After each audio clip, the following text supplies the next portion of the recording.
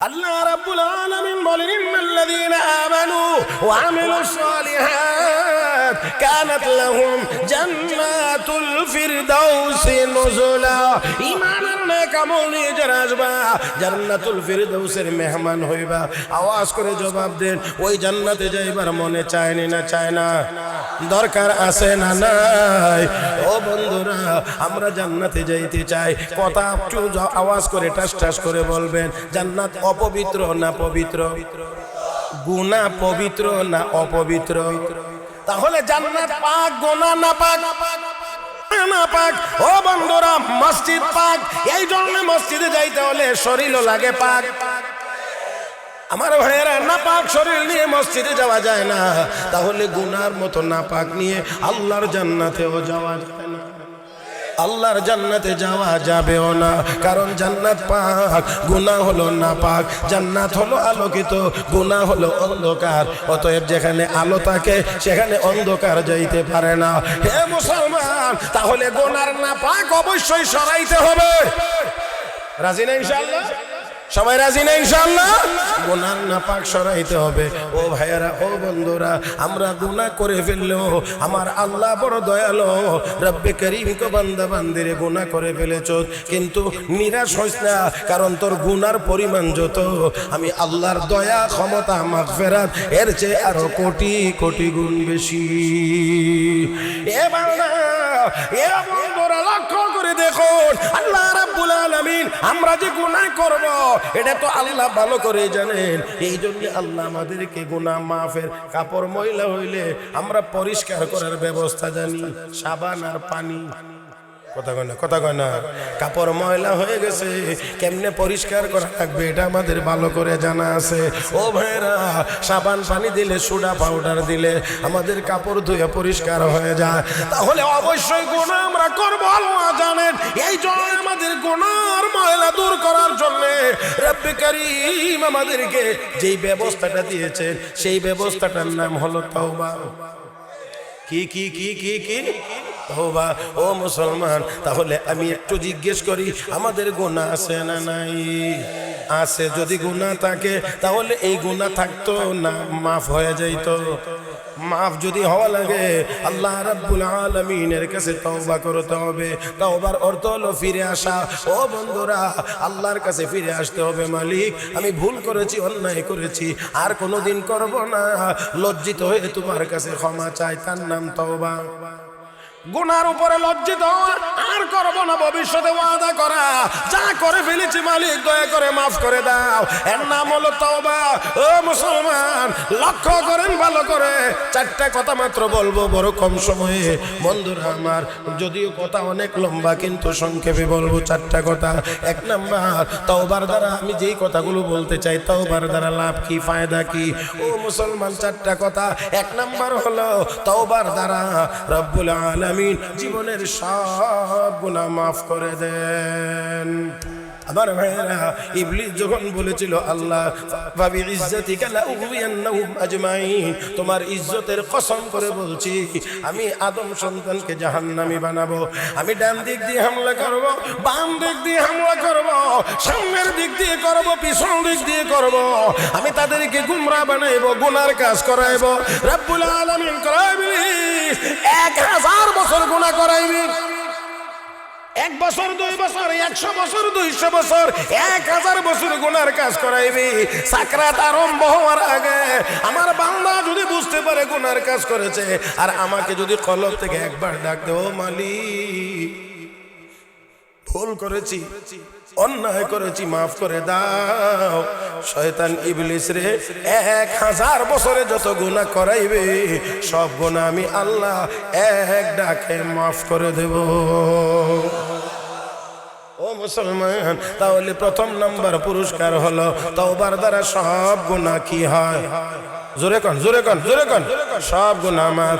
কুল ইয়া ইবাদিয়াল্লাযীনা আসরাফু আলা আনফুসিহিম লা তাকনাতু মির রাহমাতিল্লাহ ইন্নাল্লাহা ইয়াগফিরুয যুনুবা জামিআ ইন্নাহু হুয়াল গফুরুর রাহিম। আল্লাহ রাব্বুল আলামিন বলেন জীবনের সব গুনাহ মাফ, ইন্নাল্লাহা ইয়াগফিরুয যুনুবা জামিআ, সব গুনাহ আল্লাহ রাব্বুল আলামিন মাফ করে দিবেন। এক নাম্বার, দুই নাম্বার পুরস্কার হলো রাব্বুল আলামিন বলেন রে বান্দা বান্দি আমি আল্লাহ বড় দয়ালু, তুই যখন আমার কাছে চাস আল্লাহ মাফ করে দাও, এই বলে যখন চোখের পানি ছেড়ে দেস আমার রহমতের দরিয়ায় তখন ঢেউ উঠে যায়, আমার রহমতের দরিয়ায় তখন ঢেউ উঠে যায়। শুধু মাফ করে দিলে আমার ঢেউ থামে না। হে বান্দা বান্দি আমি আল্লাহ দুই নাম্বার পুরস্কার দেব, তোর জিন্দেগির সব গুনাহগুলোকে আমি আল্লাহ সওয়াব দ্বারা বদলায়া দেব। ইয়া আইয়ুহান নাস ইন্না খলাকনাকুম মিন যাকারিন ওয়া উনসা ওয়া জাআলনাকুম শুউবান ওয়া ক্বাবাইলা লিতাআরাফু ইন্না আকরামাকুম ইনদাল্লাহি আতকাকুম। يا أيها الناس اتقوا ربكم الذي خلقكم من نفس واحدة وخلق منها زوجها وبث منهما رجالا كثيرا ونساء واتقوا الله الذي تساءلون به والأرحام إن الله كان عليكم رقيبا। আল্লাহ রাব্বুল আলামিন বলেন ও দুনিয়ার মানুষ, নামাজি বলেন নাই, বেনামাজি বলেন নাই, ইয়া আইয়ুহান নাস, হে দুনিয়ার মানুষ, ইন্না খলাকনাকুম মিন যাকারিন ওয়া উনসা, একজন পুরুষ একজন মহিলা থেকে তোমাদেরকে বানাইলাম। পুরুষের নাম আদম আর মহিলার নাম হাওয়া। হে মুসলমান, আমাদের বাবা মানুষ, আমাদের মা মানুষ, অতএব আমরাও মানুষের ঘর থেকে জন্ম নেওয়া মানুষ। আমরা বানর ছিলাম না, আমরা বানর হতেও চাই না। বানর হয়ে থাকলে ডারউইন বানর ছিল, তার বাপ দাদা বানর হতে পারে, তার অনুসারীরা বানর হতে পারে। আমরা মুসলমানেরা কোনদিন বানর হতে পারি না।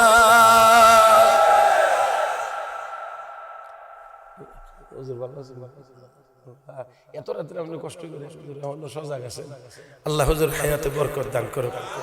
আমি আসতে পারি না, আপনারা আমিনের সুরতে বুঝাতে হুজুর যেন তাড়াতাড়ি মরে গেলে আপনারা খুশি। মুহতারাম হাজিরিন, আমার অত্যন্ত শ্রদ্ধাভাজন ব্যক্তিত্ব, দিরার উলামা ইকরামদের মধ্যে যাদেরকে সবচেয়ে বেশি শ্রদ্ধা করি এর মধ্যে হুজুর একজন। হুজুর আমাকে অত্যন্ত স্নেহ করেন। আল্লাহ হুজুরকে দীর্ঘ নেক হায়াত দান করুক।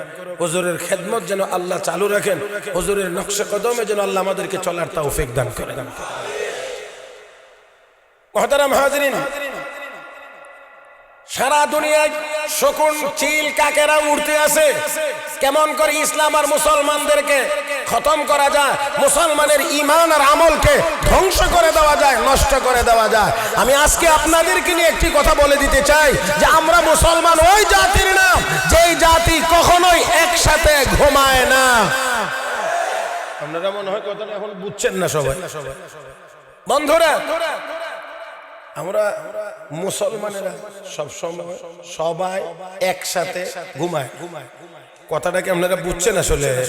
আরে কিছু মুসলমান গাফেল হয়ে যাইতে পারে, বেনামাজি হয়ে যাইতে পারে, বেরোজাদার হয়ে যাইতে পারে, কিন্তু এই দেশের সব মুসলমান এত গাফেল হয়ে যায় না। নিশ্চয়ই এই দেশে অনেক মুসলমান সজাগ আছে, বিশেষ করে এই দেশের উলামায়ে কেরাম সজাগ। আপনাদের একটা কথা মনে রাখবেন, খেয়াল করবেন, আর যদি আপনারা এটাকে আক্ষরিক অর্থে ব্যবহার করেন তাও দেখা যাবে দিন রাত 24 ঘন্টার ভিতরে সব মুসলমান ঘুমায় না। কেউ না কেউ, কোনো না কোনো মুসলমান অবশ্যই অবশ্যই রাত্রে জাগ্রত থাকে, কেউ আল্লাহর ইবাদত করে। والذين يبيتون لربهم سجدا وقياما والذين يقولون ربنا اصرف عنا عذاب جهنم إن عذابها كان غراما إنها ساءت مستقرا ومقاما। আল্লাহর কিছু প্রিয় বান্দা বান্দি আছে যারা রাতের শেষ ভাগে উঠে মালিকের দরবারে হাজিরা দেয়। আরো জোরে, আরো জোরে, আরো জোরে। মালিকের দরবারে হাজিরা দেয়, নামাজে দাঁড়িয়ে যায়, সেজদায় মালিকের কদমে পড়ে যায়। ওই বান্দাগুলো, ওই বান্দিগুলো ওই শেষ রাত্রে নামাজ পড়ে যেই মজা পায়, নামাজের সেজদায় গিয়ে সুবহান রাব্বিয়াল আলা বলে যারা তারা যেই মজা পায়, এই মজা দুনিয়াদারেরা কোনোদিন রাত প্রাসাদে ঘুমায়ও পায় না। ও বন্ধুরা, আল্লাহর ইবাদতের ভিতরে এই মজা আছে, দুনিয়ার আর কোন জায়গাতে মজা। টাকা যত বেশি, বেমজা তত বেশি। যেখানে টাকা সেখানে মারামারি, যেখানে টাকা সেখানে কাটাকাটি, যেখানে মারামারি, যেখানে টাকা সেখানে গিয়ে দেখবেন হট্টগোল গন্ডগোল। আমার বন্ধুরা, লক্ষ্য করে দেখেন, ভালো করে খেয়াল করে দেখেন, দুনিয়ার পিছনে যত দৌড়াইবেন দুনিয়া আপনার ততই আগে থাকবে, আপনি শুধু দৌড়াইবেন। আমার কথা বুঝতে অসুবিধা হয়? হ্যাঁ, আমি খুতবা কত ছোট্ট করে পড়ছি, আয়াত ছোট্ট করে পড়ছি, হাদিস ছোট করে পড়ছি সময় বাঁচানোর জন্য। আপনারা শুনলে অবাক হয়ে যাবেন যে আগামীকালকের প্রথম মাহফিল আমার কুমিল্লা মুরাদনগর, তারপরে এরপর একটা হইলো কুমিল্লার ব্রাহ্মণপাড়া, 2 থানায় 2টা। আর আমি এখন মাত্র নি আর শুধু দিরাই সুনামগঞ্জ হইলে তো যে মনে আছেন দিরাই, তাও যদি হুজুরের মাদ্রাসারই দিকতে হইতো তাহলে তো এক কথা আছিল। মাশাআল্লাহ, ইয়ান্দা আইতে আইতে কোমরে খতমে নুস পড়ে।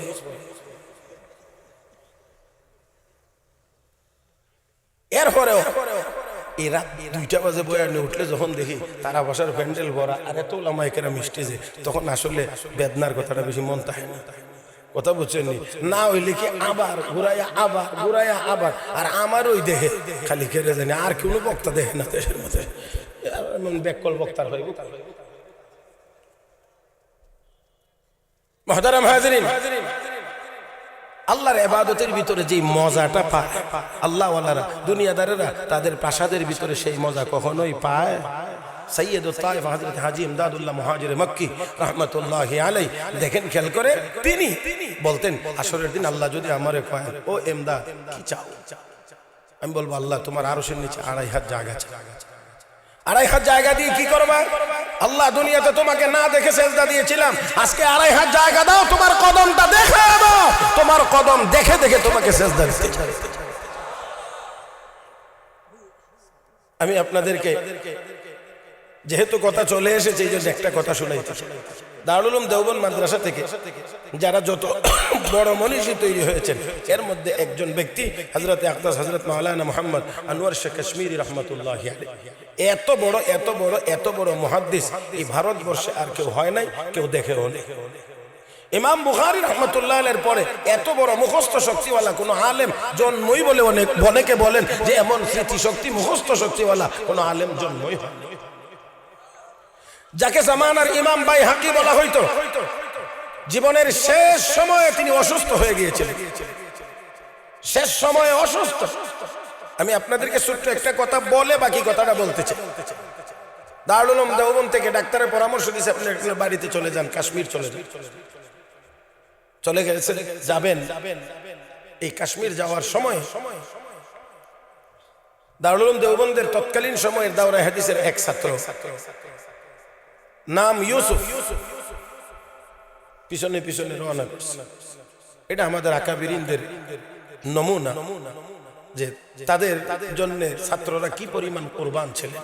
শাইখুল হিন্দ মাহমুদ হাসান দেওবন্দি রহমতুল্লাহ আলাইহিকে যখন ব্রিটিশরা ধরে সেই আন্দামান দ্বীপে নিয়ে যায়, তখন স্টিমার ছাড়তে গিয়ে হযরত শাইখুল আরব আল আজম হুসাইন আহমদ মাদানী রহমতুল্লাহি আলাইহি বলেছিলেন, আমাকেও আমার উস্তাদের সাথে যাইতে হবে, আমাকে নিয়ে যান। না তোমাকে নেওয়া হবে না, না আমাকে নিতে হবে। নেয় না, স্টিমার ছেড়ে দিয়েছে। শাইখুল আরব আল আজম আওলাদ রাসূল সৈয়দ হুসাইন আহমদ মাদানী নওয়ারাল্লাহু মারকাদা, তিনি ঝাঁপ দিয়ে সমুদ্রে পড়ে গেছেন, আমার উস্তাদকে আমি একা ছেড়ে দিতে পারি। সুবহানাল্লাহ। আর আসতে কোন না, এমনি হয় নাই, বহু কুরবানি, বহু কুরবানি, তারপরে ঝাঁপ দিয়ে পড়ে গেছে, ওনাকে নেওয়া হয়েছে। শাইখুল আরব আল আজম আওলাদ রাসূল হযরত হুসাইন আহমদ মাদানী রাহমাতুল্লাহ আলাইহি জেলখানার ভিতরে উস্তাদের জন্য ফজরের সময়, তাহাজ্জুদের সময় গরম পানি কোথায় থেকে দেবেন? ঠান্ডা পানি হলে উস্তাদের কষ্ট হবে, এই জন্য পানি বোতলের ভিতরে ভরে পেটের সাথে চাপ দিয়ে ধরে সারা রাত্রে এই পানিকে স্বাভাবিক ঠান্ডাটা কমায়া স্বাভাবিক অবস্থায় ফিরিয়ে এনে উস্তাদের সামনে তাহাজ্জুদের জন্য পানি, ফজর পানির ব্যবস্থা। রমজান মাস এসেছে।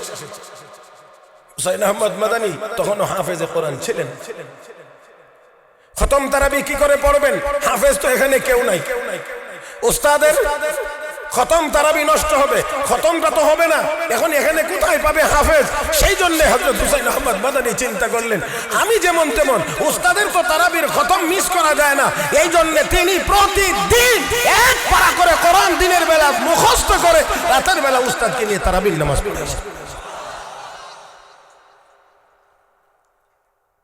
আমার ভাইয়েরা, আল্লাহ পাক এই মাদানীকে এমন চমকানি চমকাইয়া দিছে যে বুখারী শরীফ পড়াইছেন রওজায়ে আতহারের পাশে বসে বসে, রওজা শরীফের পাশে। সুবহানাল্লাহ, মুখ দিয়ে এখনো আয় না। এটা তারা ভাষা পড়ানো আর নবীজির রওজা শরীফের পাশে বসে বুখারী শরীফ পড়ানো দুইটা এক জিনিসের নাম না। মুহতারাম হাজিরিন, মুহতারাম হাজিরিন, তো বলতে চাইছিলাম ইউসুফ পিছন দিক দিয়ে গাঠি নিয়ে রেডি, হঠাৎ করে তাকায় দেখে ছাত্ররে জিজ্ঞেস করে, কি ব্যাপার ইউসুফ? হযরত, আমি আপনার খেদমতে যাইতেছি। তুমি না দাওরায়ে হাদিস পড়ো? ইউসুফ সাথে সাথে চোখের পানি ছেড়ে দিয়েছে, দিয়ে বলছেন, হযরত, জীবনে বেঁচে থাকলে বহুবার দাওরায়ে হাদিস পড়া যাবে, কিন্তু আনোয়ার শাহ কাশ্মীরি চলে গেলে আর কোনোদিন ফিরে পাওয়া যাবে। উস্তাদের খেদমতের জন্য চলে গেলেন, 2 বছর খেদমত করছেন। এক পর্যায়ে জিজ্ঞেস করেন, ইউসুফ, কোন জিনিসের অভাব, কোন জিনিসে দুর্বলতা? হযরত, ইলমের সব লাইনে আমি দুর্বল। ঠিক আছে, কিতাব নামাও, আলমারিতে লাইব্রেরিতে যত কিতাব আছে নামাও, এক এক বিষয়ের এক এক কিতাব নামাও, এক কিতাব নামায়া 1 পৃষ্ঠা করে পড়ায়া আরেকটা লাও, আরেক বিষয়ের 1 কিতাব 1 পৃষ্ঠা পড়ায়া দেন, আরেক কিতাবে আরেক বিষয়ের 1 কিতাব 1 পৃষ্ঠা করে পড়ায়া, সব বিষয়ের সব কিতাব 1 পৃষ্ঠা করে পড়ায়া এবার বললেন, যাও, এখন থেকে শুধু কিতাব বুঝবেই না, ইলমে দুর্বল থাকবে না, আল্লাহর ফজলে করমে তুমি কিতাবের ব্যাখ্যা লিখতে পারবা। উলামায়ে কেরাম আছেন, জিজ্ঞেস করে দেখেন, সেই ইউসুফই হলো আল্লামা ইউসুফ বিন নূরি রাহমাতুল্লাহি আলাইহি, যিনি বুখারী শরীফের সারা ব্যাখ্যা লিখেছেন, তিরমিজি শরীফের ব্যাখ্যা।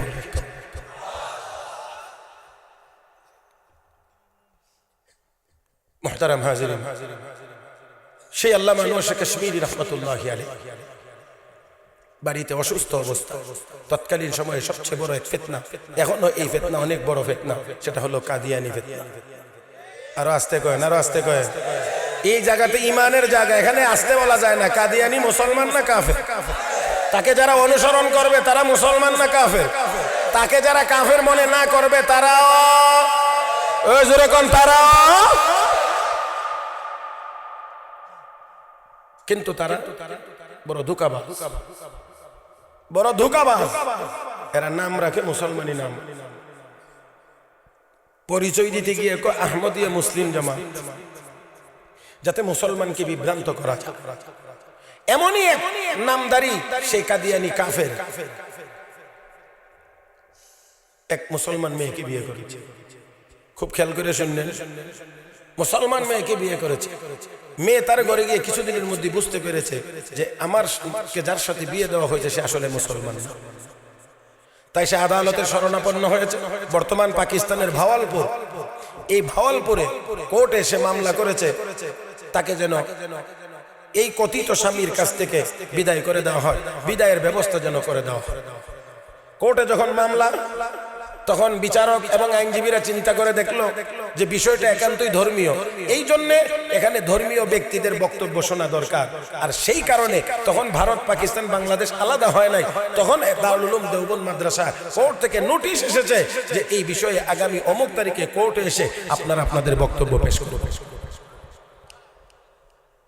মুফতি আজম হিন্দুস্তান মুফতি কিফায়াতুল্লাহ সাহেব রাহমাতুল্লাহ আলাইহি সহ সিনিয়র কয়েকজন উলামায়ে কেরাম সেই বিষয়ে প্রস্তুতি নিতে শুরু করলেন। সব প্রস্তুতি সম্পন্ন করে যখন কোর্টে যাবেন, যাওয়ার তারিখ হয়ে গেছে, তখন ওনারা যাওয়ার সময় মনে সবাই সিদ্ধান্ত নিলেন যে আমাদের সকলের উস্তাদ হযরত মাওলানা আনোয়ার শাহ কাশ্মীরি রাহমাতুল্লাহ আলাইহির সাথে সাক্ষাৎ করে বিষয়টা একটু বলে ওনার কাছ থেকে আমরা একটু দোয়া নিয়ে যাব। সবাই মিলে গেলেন, গিয়ে বললেন, হযরত এই অবস্থা, আমরা কোর্টে যাচ্ছি, আপনার কাছে দোয়া নেওয়ার জন্য এসেছি। উনি এতই অসুস্থ ছিলেন, বাহিরে কোথাও সফরে যাইতে পারেন না। আমার বন্ধুরা, এমন রোগে আক্রান্ত, বাইরে সফরে যাওয়া ওনার জন্য বড় কঠিন ছিল। আপনারা শুনলেই বুঝবেন, অনেক রোগ আছে যেখান থেকে রক্ত ঘন ঘন পড়ে বা সব সময় পড়ে। এমন কোন রোগে আক্রান্ত ছিলেন, এই জন্য তিনি যাইতে পারবেন না। মনে করে ওনার কাছে দোয়ার জন্য গিয়েছেন। যেই মাত্র ওনার কাছে গেছেন, ঘটনা খুলে বলেছেন, তখন তিনি বললেন, তোমাদেরকে যদি কাদিয়ানীরা এমন প্রশ্ন করে কি জবাব দেবা? এই প্রশ্ন করলে কি জবাব দেবা? উত্তর দিতে আছেন হযরত মাওলানা আনোয়ার শাহ কাশ্মীরি রহমাতুল্লাহি আলাইহি বলেন, মাশাআল্লাহ, তোমরা ভালো প্রস্তুতি নিয়েছো, তবে একটা কথা শুনে রাখো, কাদিয়ানি বহুত বড় মাক্কার হতে হ্যায়, কাদিয়ানি বহুত বড় মাক্কার হতে হ্যায়। কাদিয়ানিরা বড় ধোঁকাবাজ হয়, বাটপার হয়। এই জন্য আমি শুধুমাত্র দোয়া দিয়ে তোমাদেরকে ছেড়ে দেব না, তোমরাও সাথে থাকবা, আমি নিজেও থাকবো কোর্টে, আমি নিজেই বক্তব্য দেব। আরো আস্তে, আরো আস্তে, আরো আস্তে। আমি নিজেই বক্তব্য দিব। আওয়াজ করে বলেন, লোকটা সুস্থ না অসুস্থ? অসুস্থ ব্যক্তি কথা বললেন, আমি কোর্টে যাব, আমি নিজেই গিয়ে বক্তব্য দেব। হে মুসলমান, এই কথা বলে যখন তিনি উঠে বসলেন, আল্লাহর কি দয়া, সাথে সাথে রক্ত পড়াও বন্ধ হয়ে গেছে। আমার বন্ধুরা, কোর্টে যখন গিয়েছে, বক্তব্য দেওয়া শুরু হয়েছে। প্রথমেই ওই কাদিয়ানির পক্ষে কাদিয়ানি উকিল বক্তব্য দেওয়া শুরু করেছে। বক্তব্য দেওয়া শুরু করলে ও মুসলমান, এক পর্যায়ে সে কিতাবের হাওয়ালা বা উদ্ধৃতি দিতে আরম্ভ করেছে। মাওলানা আনোয়ার শাহ কাশ্মীরি রহমাতুল্লাহি আলাইহি দাঁড়াইলেন, দাঁড়িয়ে বললেন, মাননীয় আদালত, যেই কিতাবের যেই পৃষ্ঠার নাম বলে সে উদ্ধৃতি দিতে আছে, আমি চ্যালেঞ্জ করলাম, এই কিতাবের এই পৃষ্ঠায় এই কথা নাই। এত আস্তে, আল্লাহু আকবার। যেই কিতাবের যেই পৃষ্ঠা উল্লেখ করে সে বক্তব্য দিতে আছে, ওয়ালাবারে ফারিন দিতে আছে, আমি চ্যালেঞ্জ করলাম, এই কিতাবের এই পৃষ্ঠায় এই কথা নাই। এবার আদালত যাচাই বাছাই করে গিয়ে দেখে সত্যি কিতাবের ভিতরে এই কথা নাই, কিন্তু কিতাবের নাম ব্যবহার করে ধোঁকাবাজি করছে। ওই যে তিনি বলেছিলেন কাদিয়ানি বহুত বড় মাক্কার হতে, এরা সব বড় ধোঁকাবাজ হয়। এবার বিচারক বলছেন, ঠিক আছে, তুমি বসে যাও, তোমার আর কোনো বক্তব্য নাই, তুমি মিথ্যাবাদী প্রতারণার আশ্রয় নিয়েছো, আর কোনো বক্তব্য চলবে না। এবার কে আপনাদের বক্তব্য দিবেন? মাওলানা আনোয়ার শাহ কাশ্মীরি রহমাতুল্লাহি আলাইহি দাঁড়াইলেন বক্তব্য দেওয়ার জন্য। ও মুসলমান, একটু আগে আবারও বলছি, এখনো বলবেন, উনি সুস্থ না অসুস্থ? অসুস্থ মানুষ বক্তব্য দেওয়ার জন্য দাঁড়াইছেন। আমার ভাইয়েরা, আমার বন্ধুরা, এবার তিনি বক্তব্য দেওয়া শুরু করলেন। দিতে গিয়ে কিতাবের হাওয়ালা, যেই কিতাবের উদ্ধৃতি দিবেন, প্রথমে কিতাবের নাম, এরপরে তিনি বলেন কিতাবের লেখককে, কত সালে তার জন্ম, কত সালে তার মৃত্যু, ওই কিতাবের কোন পৃষ্ঠায় আছে, এবারও তিনি বর্ণনা দেওয়া শুরু করলেন। যেই কিতাবের কথা বলেন, কিতাবটা নিয়ে বিচারকের সামনে টেবিলের মধ্যে রাখেন। এইভাবে করে বক্তব্য চলছে। আমার বন্ধুরা, যেই মানুষটি ছিল অসুস্থ, ওই মানুষটি দাঁড়িয়ে 1 ঘন্টা 2 ঘন্টা নয়, 5 ঘন্টা বক্তব্য দিয়েছে। 5 ঘন্টা বক্তব্যের ভিতরে তিনি 250 কিতাবের উদ্ধৃতি দিয়েছেন। সুবহানাল্লাহ, জোরে কোন, জোরে কোন। 250 কিতাবের হাওয়ালা দিয়েছেন, 250 কিতাব নিয়ে টেবিলের উপরে রেখেছে। আমার বন্ধুরা, এবার বিচারক বলতে আছেন, রায় তো মুসলমানের পক্ষে। তারপরে বিচারক বলতে আছে, আমি আমার জীবনে কত লাইব্রেরি দেখেছি, কিন্তু এমন লাইব্রেরি তো কোনোদিন দেখি না। আপনারা বুঝছেন কিনা জানি না আমি। লাইব্রেরি তো কিতাব থাকে, কিতাব, কিন্তু উনি তো নিজেই লাইব্রেরি।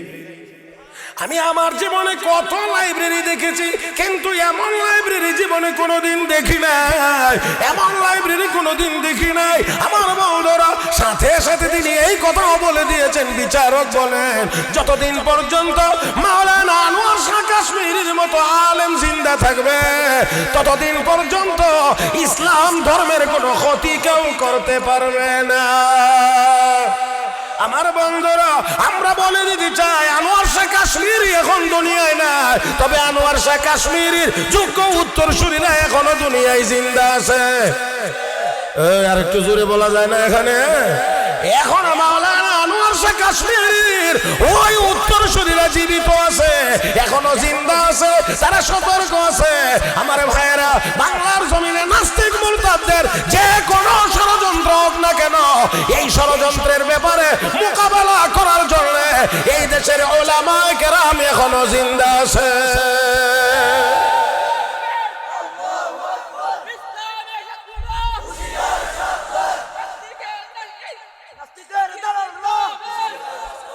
এ মুসলমান, যিনি স্লোগান দিবেন কি দিবেন আগে নিজে ঠিক করেন। আপনারা আল্লাহু আকবার বলার দরকার হলে আস্তে বলবেন। কথা কয় না, কথা কয় না, কথা কয় না, আস্তে না জোরে। রাজিনি সবাই? যারা যারা রাজি ডান হাতটা তুলেন দেখি, একটু সোজা করেন, মুট করেন, আমার সাথে কথা বলেন। জমিন কার? আসমান কার? ও চন্দ্র সূর্য কার? এবার বলুন আমরা কার? তাহলে সব কিছু যদি আল্লাহর হয়, আল্লাহর নামের আওয়াজ ছোট হবে না বড় হবে? রেডি?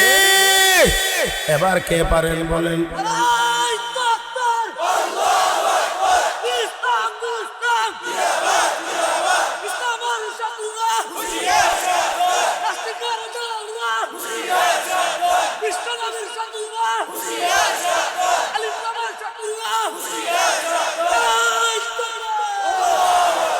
মাশাআল্লাহ, এখনের আওয়াজে বোঝা যায় ইমানি চেতনা আছে। কি কন, কি কন, কি কন, কি কন? আরে মুসলমান, দুনিয়ায় বাঁচা যাবে না এমনেও, এমনেও বাঁচার কোনো ব্যবস্থা নাই। তাহলে শিয়ালের মতো লেজ গুটিয়ে মরে কোনো লাভ নাই। আমরা হযরত হুসাইনের মতো ময়দানে অহংকার দিয়ে মরতে চাই। আমার বন্ধুরা, তবে আসুন, তবে আসুন, আমি যেই কথা বলছিলাম আর যে আয়াত পড়েছিলাম, যত কিছুই করতে চাই না কেন, অবশ্যই গুনাহগার যদি হয়ে যায়, গুনাহগাররা কোনোদিন সাহস করে কথা বলতে পারে না। ও বন্ধুরা, আমাদের আকাবিরিনরা তারা আমাদের মতো এত গুনার কাজ করতেন না। এই জন্য ব্রিটিশদের মতো শক্তিশালী বাহিনীর বিরুদ্ধে তারা লড়াই করে গিয়েছেন। শাইখুল আরবুল আযম আওলাদের রাসূল হযরত সৈয়দ হুসাইন আহমদ মাদানী রাহমাতুল্লাহি আলাইহি মঞ্চে গিয়েছেন। তিনি কাফনের কাপড় নিয়ে গেছেন সাথে করে, ভূগোলের নেস থেকে বের করে দিয়ে দেখাইছেন, এই যে কাফনের কাপড় আমি সাথে করে নিয়ে এসেছি। আমার বন্ধুরা রে, আমরা তো ওই মুসলমান, ওই জাতি যারা বেঁচে থাকলেও লাভ, যারা মরে গেলেও লাভ, যারা বাঁচলেও লাভ, যারা মরলেও লাভ। আমরা বাঁচবো তো গোলামি করবো কার? আর যদি মরে যায় তাহলে চলে যাব আল্লাহর জান্নাতে। ও বন্ধুরা, থাকবো আল্লাহর গোলামি করব। আর যদি মরে যায় তো আল্লাহর জান্নাতে চলে যাব, কারণ জান্নাত তো আমাদের বাড়ি। রাজি না মনে এটা মানতে? জান্নাত তো আমাদের বাড়ি, দুনিয়া হলো আমাদের ক্ষেত খামার। যদি খেয়াল করেন, বুঝেন, আপনারা খেতে কেন যান? খেনে যান কাজ করার জন্য, ফসল পরে কন কিছু বুঝছেন, লাইন সিরিয়াস। ও বন্ধুরা, খেতে যান কাজ করতে, হয়তো ক্ষেত রুইতে যান, না হয় ক্ষেত বাঁচতে যান, না হয় খেতে সার দিতে যান, না হয় খেতে পানি দিতে যান, সর্বশেষ খেতে যান কাটবার জন্য ধান। তাহলে মূল কথা হলো, খেতে কেউ কেন যায়? কাজ করার জন্য। কেউ খেতা বালিশ লয়ে গিয়া খেতে ঘুমায় না। কথা কনা রে? খেতে গিয়ে কেউ ঘুমায় না, কেউ খেতে গিয়ে খাইতে যায় না। মুরগার রোস্ট আর গরুর গোশত নিয়ে কেউ খেতে খাওয়ার জন্য যায় না, খেতে যায় কাজ করার জন্য।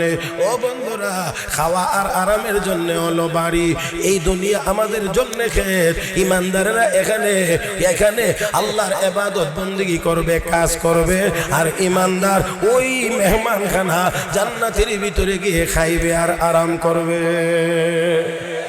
আমার বন্ধুরা, আল্লাহ রাব্বুল আলামিন বলেন, ইন্নাল্লাযীনা আমানু ওয়া আমিলুস সালিহাত কানাত লাহুম জান্নাতুল ফিরদাউসি নুজুলা। ঈমানের নেক আমল নিয়ে যারা আসবা জান্নাতুল ফিরদাউসের মেহমান হইবা। আওয়াজ করে জবাব দেন, ওই জান্নাতে যাইবার মনে চায়নি না চায় না? দরকার আছে না নাই?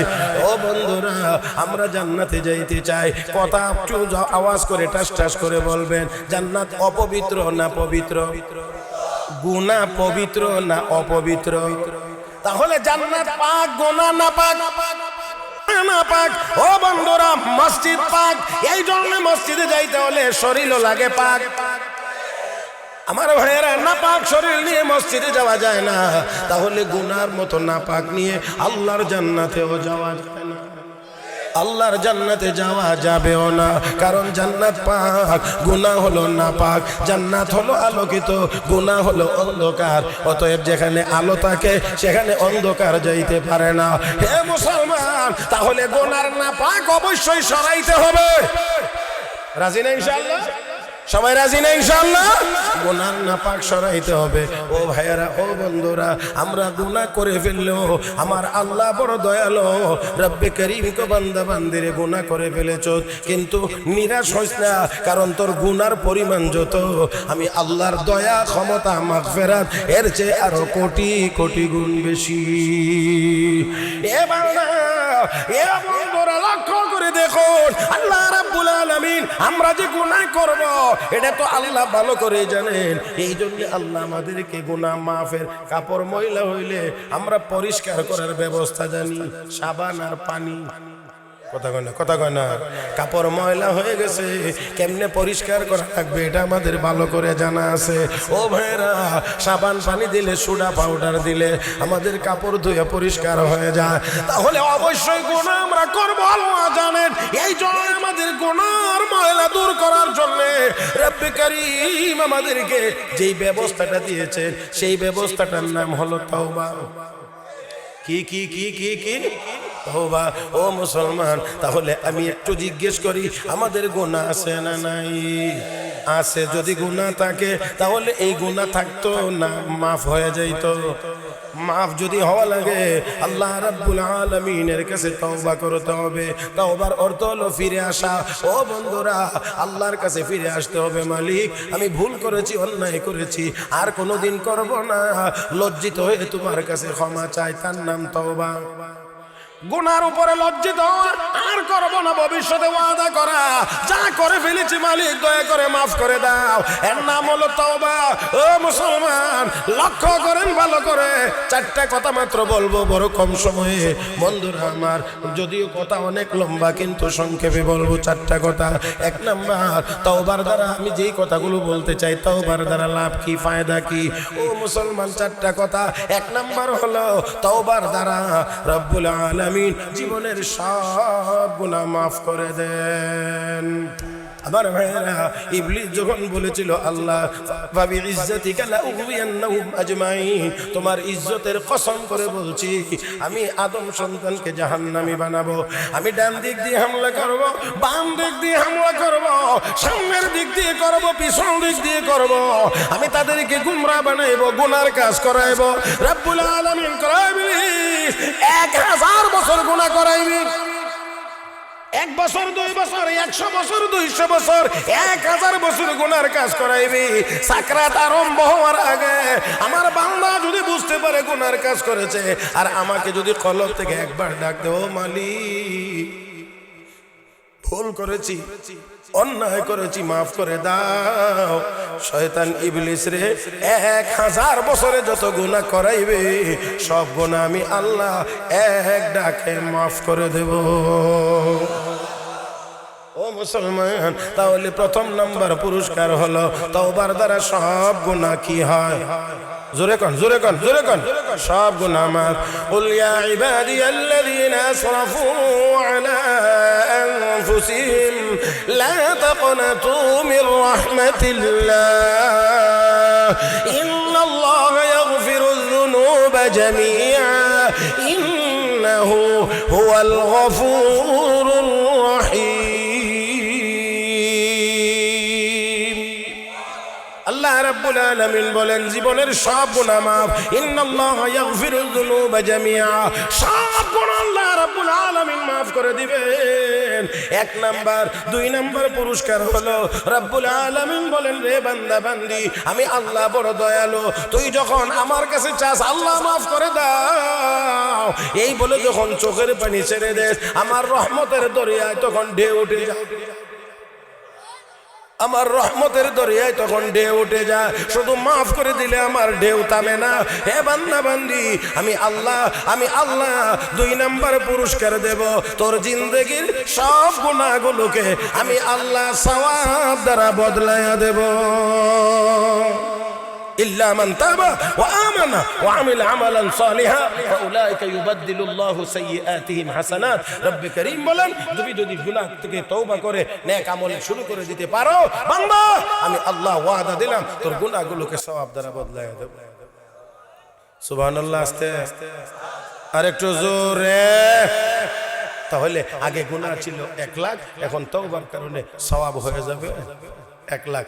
ও বন্ধুরা, 3 নম্বর পুরস্কার আল্লাহ রাব্বুল আলামিন বলেন, আমি যে আয়াতের অংশ তিলাওয়াত করেছি আল্লাহ এখানে বলেন ইন্নাল্লাহা ইউহিব্বুত তাওয়াবিন, যারা তওবা করে আমি স্বয়ং আল্লাহ শুধু মাফ করে দেই না, গুনাহগুলোকে সওয়াব দ্বারা বদলায়া দেই না, আমি আল্লাহ নিজে তাকে ভালোবাসতে থাকি। আপনারা উলামায়ে কেরামের কাছ থেকে জানতে পারবেন, শুনতে পারবেন, শুনবেন যে রাসূলের একজন সাহাবীর নাম ছিল দিহিয়াতুল কালবি রাদিয়াল্লাহু তাআলা, যিনি কুফরি জীবনে অনেকগুলো মেয়েকে জীবিত দাফন করেছে, তারা মেয়ে হইলে নিজেকে মানে কলঙ্কিত মনে করত, মেয়ে হইছে। এই দুনিয়ার মানুষ কবে জানি বুঝবে তা জানি না, আমার নবী সেই জায়গা থেকে উদ্ধার করে মহিলাদেরকে মায়ের আসনে বসাইছে। কথা কয় না। আর নবী ঘোষণা দিয়েছেন আল জান্নাতু তাহতা আকদামিল উম্মাহাত, সন্তানের বেহেশত মায়ের পায়ের নিচে, সেই মর্যাদার আসনে বসাইছে। এরপরেও কিছু লোক আছে তারা আরো চায় আর কি চায়, ও রাস্তায় গিয়ে মাটি কাটতেছে আর কয় কি করে আমাদের অধিকার কেমন? অধিকার তো তুই ঘরে বইয়া খাইতে, তোর কেটে কইছে মাটি কাটতে। অধিকার কোনটা রেখো আর বুঝা কোনটা রেখো এটাও বোঝার চেষ্টা করে না। হায় আর আমাদের দেশে একদল পুরুষ আছে, এই পুরুষেরা কইব কি জানেননি, এই দেশের জনসংখ্যার অর্ধেক মহিলা, তাদেরকে ঘরে বসিয়ে রেখে কোনোভাবেই জাতীয় উন্নয়ন সম্ভব নয়, অতএব তাদেরকেও কাজে লাগাইতে হবে। আর আমাদের দেশের কিছু মহিলারা কি খুশি, তাই না আমরা হককে খুশি। আরে কি বলবো আর কি বললে আপনারা বুঝবেন, আমি আপনাদেরকে বলি। এই জন্য আবার এখন তো সমানের কথা আমি এই জন্য মাঝে মাঝে বলে থাকি যে মহিলারা দিয়া যদি বাইরের কাজ করানো লাগে উন্নয়নের জন্য, তো মহিলা যে একলা পেটে বাচ্চা ধারণ করে, তো এটা অর্ধেক করে কমানোর দরকার না। যারা কয় সমান, বাবার ছেলে মেয়ে দুজন সমান, বাপের ঘর হইছে মায়ের ঘর হইছে ছেলে, বাপের ঘরে মায়ের ঘরে মেয়ে হইছে, অতএব কোনটার মধ্যে কোনো পার্থক্য নাই, সমান। তো এমন যদি সমানই সবখানে করা লাগে, তাহলে মহিলা একা কেন 280 দিন বাচ্চা পেটে রাখবে, 140 দিন তুই হলো? তো এটা যদি সম্ভব না, তাহলে নারী পুরুষ কখনোই সমান হইতে পারবেও। কিছু আছে মনে করা আর কিছু আছে বাস্তব। কখনো কিছু জিনিস আছে যেটা কখনোই সম্ভব না, কিন্তু ইডারও কেউ মনে করতে পারে। মনে করা এক জিনিস আর বাস্তবে হলো আরেক জিনিস। এটা আমি আপনাদেরকে এখন আর উদাহরণ দিতে চাই না। মুহতারাম হাজিরিন, মনে মনে কত কিছুই করা যায়। ওই যে এক ছেলে বলছিল, আমি তো মন্ত্রী সাহেবের মেয়েরে বিয়ে করি। যে কোন চাই আপনারা, তারা বাসা বা টঙ্গরের কোন ছেলে যদি কয় আমি মন্ত্রীর মেয়েরে বিয়ে করবো, এক কাম করে সারাদিন খেতে, তো শুনতে কেমন লাগে না? আরেকজন তুই কস কি? আরে বাবা ঠিকই তো কইছি। কস কি মানে? ঠিকই কইছি। কথা মানে কেমনে তো জোর দেখ, শুধু কইছি না, অর্ধেক আগাই এসে। আরে লোকেরা আশ্চর্য হয়ে গেছে, কয় কি? সারাদিন কাম করো, মন্ত্রীর মেয়ে বিয়ে করবে, আবার অর্ধেক বলে আজ্ঞাও গেছে। কেমনে কি? আসল কথা হয়েছে কি জানেন, বিয়ে শাদীর মধ্যে তো দুইজনের মতামত লাগে, ছেলের মত মেয়ের মত। ইজাবার কবুল, প্রস্তাব আর গ্রহণ। তাহলে এখন হে তো রাজি হবে,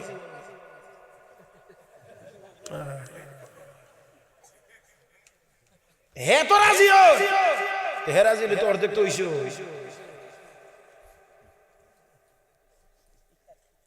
বুঝছেন আপনারা? এটা কি বাস্তবে না মনে মনে? কথা কয় না রে, মনে মনে। এই জন্য আমি প্রায় একটা কথা বলে থাকি আর কি, এক বেচারা মানে তিনজন মানুষ বসে খাইতে, একজন মুরব্বী, দুইজন জোয়ান মানুষ।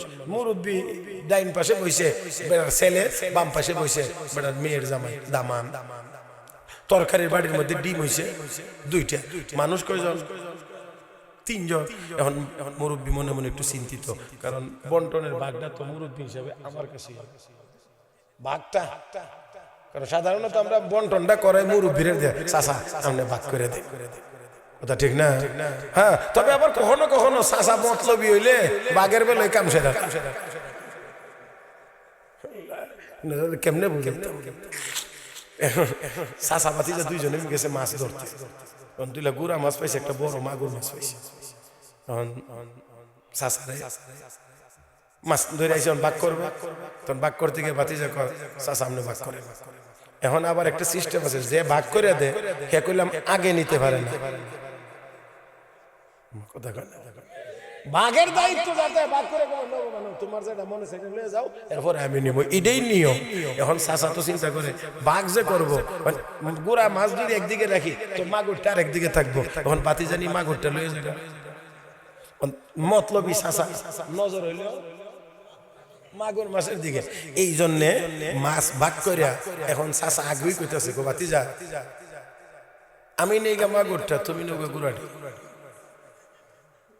তাও যদি না তুমি নৌকা গুড়াটি, আমি নেই গা মাগুরটা। এই কথা খেয়াল করে নি। ফইলা কি কইছে, ভাতিজা আমি মাগুরটা নিয়ে গা, তুমি গুড়াটি নেও। তাতেও যদি তোমার না হয়, তুমি গুড়াটি নেও গা, আমি মাগুরটা নিয়ে গে।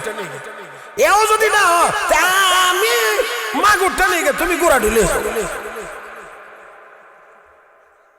মানে জন যেম নেই মাগুর তার নিজে। কথা বুঝছেন না?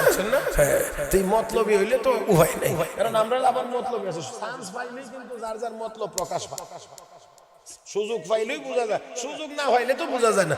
কানা বেড়া সহি দেখে না, আমি কোনো বেগানা মহিলাকে দেখি না, ওই তুই দেখবে কেমনি, তুই তো রাস্তাও দেখস না। কথা বুঝছেন না?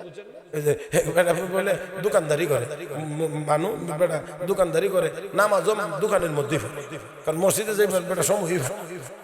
এখন একদিন ওজু টুজু করে এসে দোকানে, এমন সময় বাতি যায়, চাচা তেল দেন আজ্জের বুঝুন আদাসের, এটাই আমরা আঞ্চলিক ভাষায় আজ্জের, আদাসের তেল দেন 2 লিটারের বোতল নিয়ে। তো বেটা বাতি যা, আমি তো ওজু টুজু করে এসে হাত ধোয়াতে হাত ভরাইতাম না, তো তুমি আদাসের মাইক পালে এমনে মনে কয় নমাজ হইতে পড়তেছে। 2 লিটার বোতল মোটামুটি গলা গলা বইরে লিস। তোর কি উদ্দুর আন্দাজ নাই ব্যাককল কোনানের, যে বেটা দোকানদারির কারণে মসজিদে যায় নামাজ পড়তে পারে না, এই বেটা তোর তেল মাফার সময় চাইতো না।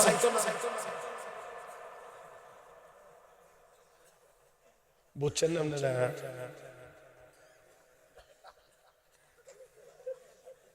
আমার দিকে চাইছে, নামাজ ঠিক আছে, তেল কদ্দুর নিতেছে, এইটাও ঠিক আছে। যখন দেখছে যে বইরা লয়ে বাইরে যাইব গা, এর ভিতরে 2 রাকাত নামাজ পড়া সালাম ফিরে দৌড় দাগে তাফাদা ধরে কো ভাতিজা এত তেল আজেন না।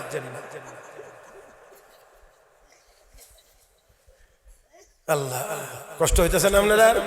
এই গরির কাটা আমার সিগন্যাল দিতে আছে, এই জন্য খুব লম্বা করা যাবে না।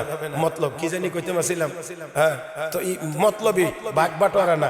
বেটা তোমার হচ্ছে বিপদে, কি 2টা ডিম কেমনে ভাগ করো, প্রতিটারই যদি 3 টুকরা করে করি তো ডিম থাকবে না, পাউডার হয়ে যাবে।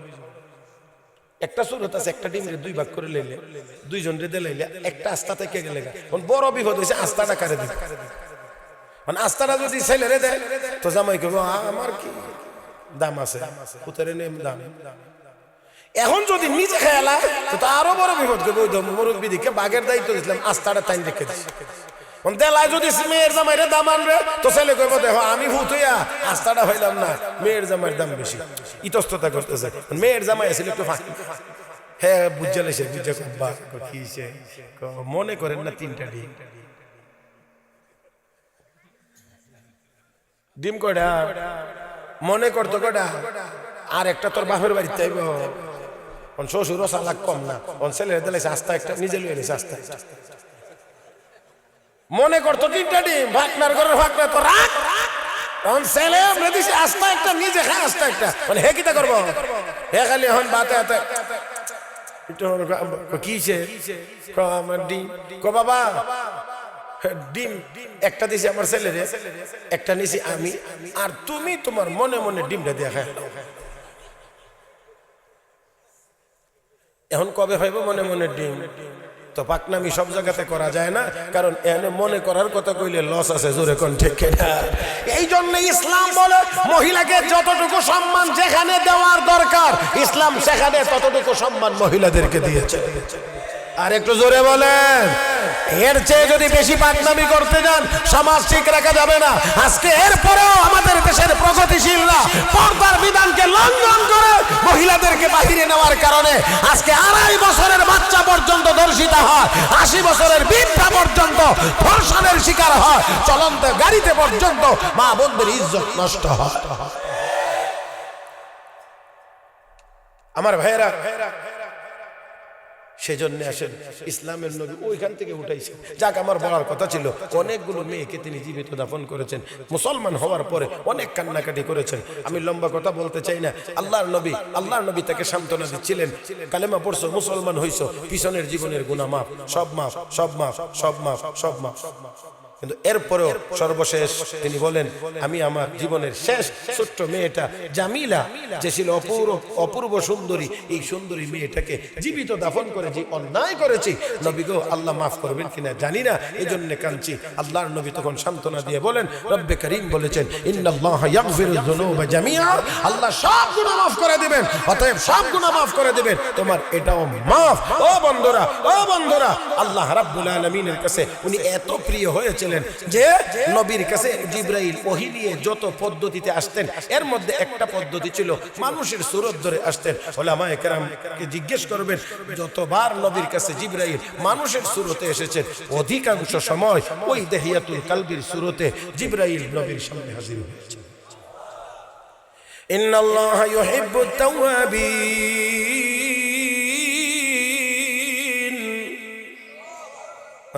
শেষ সময় একটু কইতেন না। আর ইন্নাল্লাহা ইউহিব্বুত তাওয়াবিন ওয়া ইউহিব্বুল মুতাতাহহিরিন,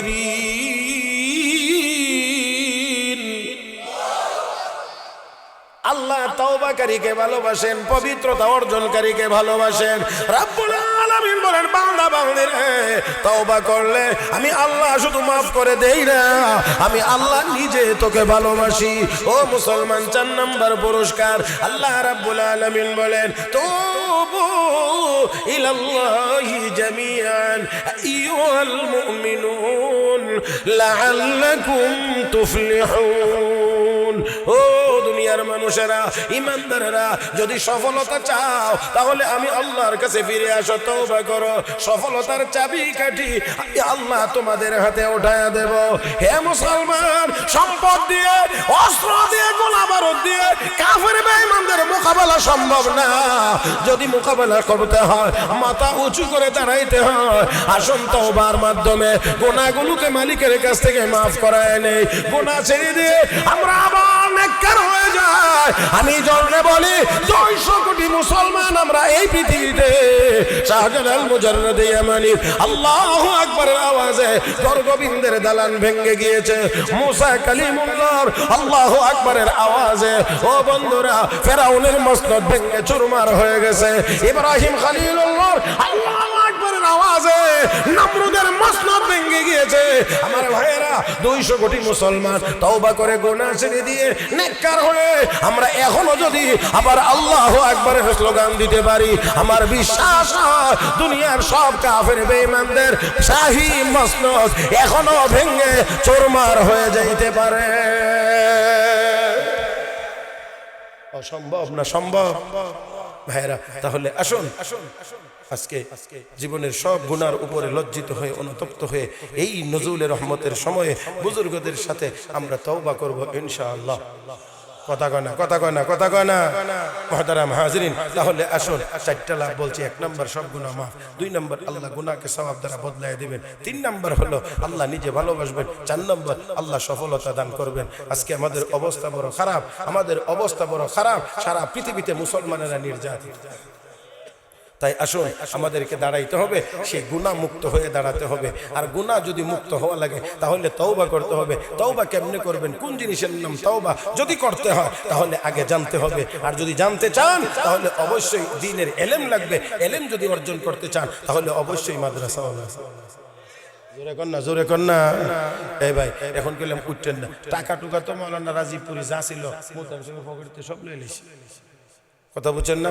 আর চান্দা করার ইচ্ছাও আমার খুব একটা নাই, দেলাই সেইটাও ভালোই হয়েছে। এই জন্যে আমি আর আপনাদেরকে বিরক্ত করব না। তবে একটা এমন একটা টাইম, যেই টাইমের মধ্যে মনটা চায় আর কি, যে আপনাদের কাছে একটু বলতাম মাদ্রাসার জন্য 5টা মিনিট সময়, এর বাইরে আমি যাব না, যাইতে পারবো না। অতএব এই 5 মিনিটের